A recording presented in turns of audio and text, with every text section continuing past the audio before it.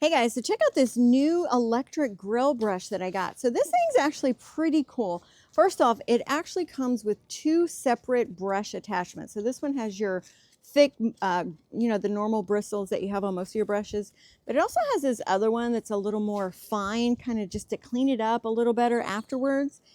And so this thing also, so it has a cover right here. It's going to charge up right here. It comes with a USB cable that you can just plug right in. But check this out. Instead of just being straight up and down like this, you can push this lever right here and you can turn it so we can hold it this way as well. So whichever style you want to hold it, depending on how your grill is set up. And then it actually has multiple settings here that you can see on this. So I think it's like 3 settings. So we're going to go on high. We're just going to kind of do this right here. It's a little easy to hold on to it when it's in this way. Put all those little ones down in there.